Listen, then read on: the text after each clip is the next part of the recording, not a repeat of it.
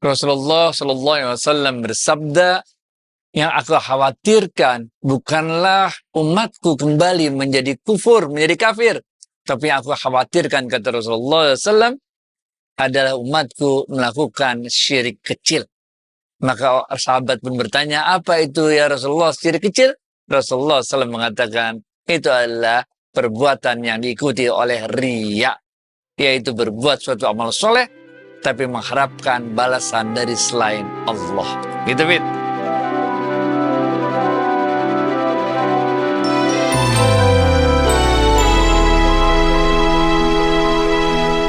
Assalamualaikum warahmatullahi wabarakatuh, sahabat Smart Skill School. Semoga kita semua selalu dalam lindungan Allah Subhanahu wa Ta'ala. Amin.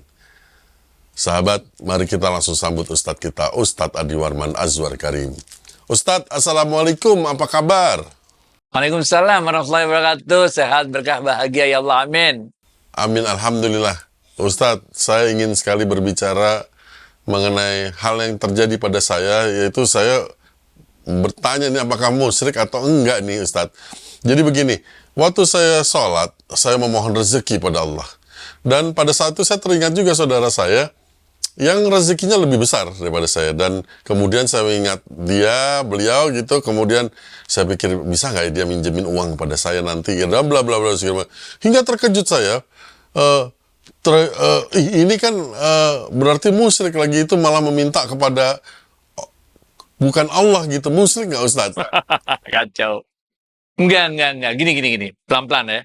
Di dalam ilmu tauhid ini, syirik yaitu mengimani di dalam hati bahwa ada kekuatan lain, kekuasaan lain, Tuhan lain selain Allah, itu namanya syirik. Sehingga para ulama membagi syirik menjadi dua, yaitu syirik besar, yaitu ketika kita mengatakan ada kekuatan lain, Tuhan lain, maha kuasa lain selain Allah, dan ada yang namanya syirik kecil. Nah, syirik kecil ini maknanya adalah kita dalam hati kita ini, ketika kita berbuat sesuatu, kita mengharapkan balasannya itu bukan dari Allah, tapi kita mengharapkan balasannya itu dari selain Allah. Ini yang namanya riya. Inilah yang kemudian Allah nanti di akhirat kelak mengatakan, minta aja balasannya sama orang yang engkau riakan itu. Engkau harapkan balasannya dari yang selain Allah itu. Sehingga Allah campakkan amalan kita, kemudian Allah lemparkan kita ke dalam api neraka. Karena ketika kita melakukan amal soleh itu, kita mengharapkan balasan dari selain Allah. Nah, kedua jenis syirik ini, syirik besar yang namanya tadi kita bilang percaya ada kekuatan lain, Tuhan lain selain Allah, dan syirik kecil ini dua-duanya tidak dibolehkan di dalam Islam. Itu sebabnya juga kalau kita sudah paham mengenai ini, maka kita bisa memahami dua hal yang paling utama. Pertama, Rasulullah SAW pernah bersabda, "Man qala la ilaha illallah." Siapa-siapa yang sampai akhir hayatnya mengimani bahwa tidak ada Tuhan selain Allah, dakhalal jannah. Dia akan masuk ke dalam surga. Artinya di dalam dirinya tidak ada syirik sebesar zarah, sekecil zarah pun. Nah, ini. Yang kedua, ini untuk yang syirik besar ya. Yang kedua, kita bisa memahami la haula wala quwwata illa billahil aliyil azim, bahwa tidak ada kekuatan lain selain dari Allah. Nah, ini untuk syirik kecil tadi. Sehingga apapun pertolongan yang kita minta, itu kita selalu memahami bahwa pertolongan itu datangnya dari Allah. Dan Allah berkuasa untuk menggerakkan makhluk-makhluknya menolong kita. Nah ini. Oke. Kita bukan nabi, kita bukan rasul. Kalau kita nabi, kita rasul, kita doa, maka Allah langsung turunkan pertolongannya, malaikatnya untuk menolong kita keluar dari kesulitan. Namanya mukjizat. Tiba-tiba laut merah terbuka, tiba-tiba tongkatnya Nabi Musa berubah jadi ular dan sebagainya. Tapi untuk orang-orang yang bukan nabi, bukan rasul seperti kita, maka caranya Allah menolong kita itu adalah dengan menggerakkan makhluk-makhluknya, sehingga makhluk-makhluknya itu menolong kita keluar dari kesulitan yang kita temui. Atas dasar pemahaman inilah kemudian kita mengenal sebuah ungkapan yang punya hadis Rasulullah SAW yang bunyinya, man lam yashkurin nas, lam yashkurillah. Siapa-siapa yang tidak bisa berterima kasih pada manusia yang telah digerakkan oleh Allah hatinya untuk menolong kita itu, maka pada dasarnya kita tidak dapat bersyukur kepada Allah. Nah, inilah sebetulnya pemahaman kita terhadap cara kita dalam melakukan amal soleh dan cara kita dalam berdoa kepada Allah. Kita tentu dalam doa, kita yakini, wahai Allah, kita doanya begitu, wahai Allah. Ini doa tingkat yang rendahnya. Wahai Allah, gerakkanlah hamba-hambamu untuk menolong diriku. Wah ini. Tapi kalau doa yang lebih tinggi lagi, kita langsung minta, wahai Allah, dengan kuasamu, tolonglah aku keluar dari kesulitan ini. Yang tingkat dua. Yang tingkat tiga, aku serahkan diriku pada kehendakmu. Sama kayak kalau kita main arung jeram atau main roller coaster, udah kita nyerah aja, bagaimana belok-beloknya terserah, pokoknya nyampein belakangan, bener gak? Sehingga di dalam konsep Islam ini, hal ini harus kita pahami dengan baik. Nah, walaupun tadi di awal kita udah menyampaikan sebuah hadis yang aku khawatirkan pada umatku kelak, kata Rasulullah SAW, adalah syirik kecil, yaitu riya. Riya ini halus, masuknya halus ke dalam diri kita. Okay? Sehingga kita nggak tahu. Itu sebabnya kemudian Sayyidina Ali bin Abi Thalib mengatakan, aku lebih menyukai amal soleh yang diikuti dengan riya dibandingkan tidak melakukan amal soleh sama sekali. Karena kalau kita melakukan amal soleh, orang lain masih dapat manfaatnya. Walaupun kita ikuti dengan perbuatan riya yang nanti akan ditolak amalannya oleh Allah. Dibandingkan kita nggak melakukan amal soleh sama sekali, nggak ada orang yang mendapat manfaat sama sekali. Dalam kaitan inilah sebetulnya, Syekh Abdul Qadir Jailani mengatakan, ada 6 bisikan di dalam hati kita ini. Ini adanya dalam kitab Al-Gunyah. Ada 6 bisikan di dalam hati kita ini, kata Syekh Abdul Qadir Jailani. Ini yang membuat hati kita nanti bisa belok ke riya, bisa belok ke syirik, bisa terus dalam keimanan kita. Yang pertama, beliau katakan, ini adalah bisikan nafsu. Bagaimanapun hebatnya orangnya, ulamanya, kesufiannya, segala macam, tetap ada bisikan nafsu. Bisikan nafsu inilah kemudian yang mendorong kita untuk melakukan hal-hal kesenangan duniawi, kesenangan seksual, nafsu birahi, dan sebagainya ini. Ini urusannya urusan duniawi, namanya bisikan nafsu. Yang kedua adalah namanya bisikan setan. Nah ini.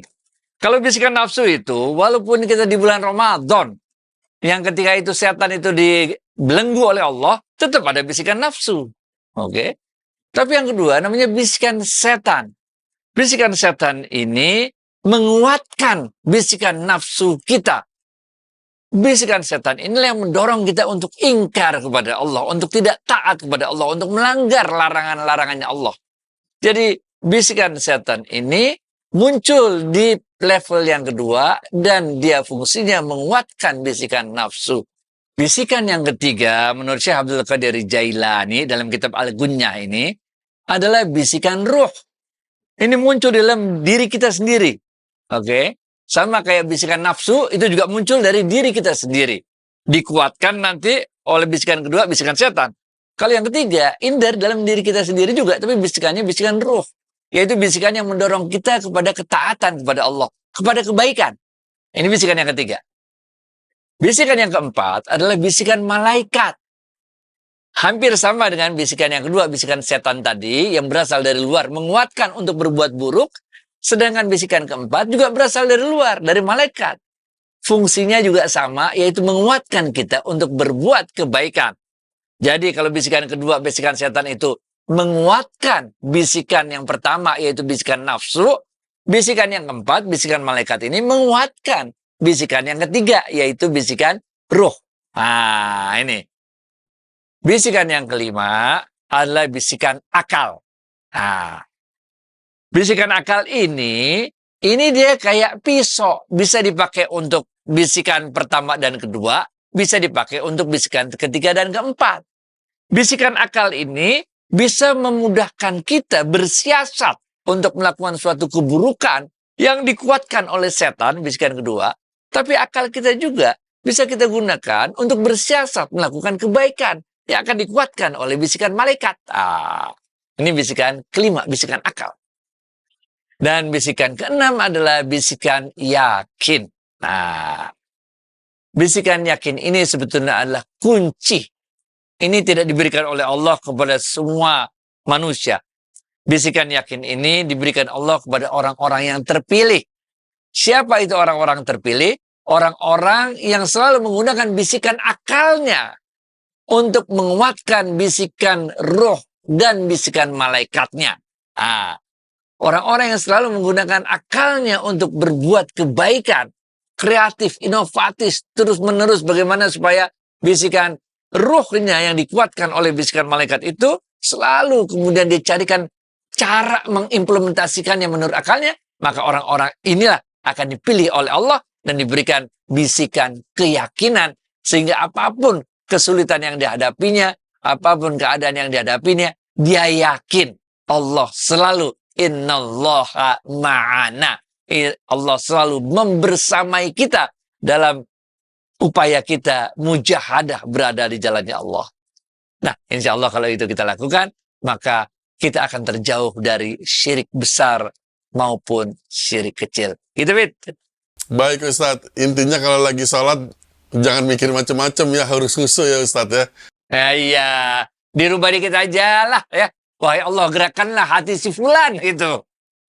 Nah Ustadz, bagaimana dengan orang yang meninggalkan sholat karena dia terlalu sibuk mengejar harta dunia, Ustadz? Kacau itu mah. Harta itu adalah rezeki paling rendah. Kalau ente ngejar sampai kesehatan ente terganggu, padahal kesehatan adalah rezeki yang paling tinggi. Kan aneh, ngejar yang rendah, menghilangkan, mengorbankan rezeki yang tinggi. Benar gak? Nah, kalau kita udah lebih jauh lagi dari itu, sehingga kita menjadi budak harta, harta menjadi segala-galanya, ukuran keberhasilan, kesuksesan, kehormatan, dan sebagainya. Bahkan kita mau mengorbankan keluarga kita sendiri, kehormatan kita sendiri untuk harta. Dia bisa masuk ke dalam syirik yang kita masukkan, yang kita jelaskan tadi, yaitu kita melihat ada kekuasaan lain selain Allah, namanya harta, namanya kekayaan. Nah, ini jangan-jangan. Udah deh, kekayaan nggak bisa ngapa-ngapain, benar nggak? Kekuasaan itu akan bermanfaat bagi kita kalau kita lakukan dengan bisikan ruh, dikuatkan oleh bisikan malaikat, dan kita gunakan bisikan akal untuk mencapainya. Gitu, Fit. Sedikit lagi Ustadz, memang apa benar ada itu bisikan malaikat itu Ustadz? Adalah bagaimana? Sebagaimana adanya bisikan setan. Kalau kita punya niat untuk berbuat baik, kemudian kita merasa ada dorongan untuk mewujudkan perbuatan baik tersebut, kemudian bisikan akal kita menambah kuat lagi, begini caranya, tekniknya, prakteknya, supaya kebaikan itu bisa terjadi. Wah, itu pokoknya kalau kita merasa ada dorongan untuk melakukan kebaikan itu namanya bisikan malaikat. Gitu, Fit. Masya Allah, mantap sekali ulasan hari ini. Ustadz, terima kasih atas waktu dan tausiahnya. Assalamualaikum warahmatullahi wabarakatuh. Waalaikumsalam warahmatullahi wabarakatuh.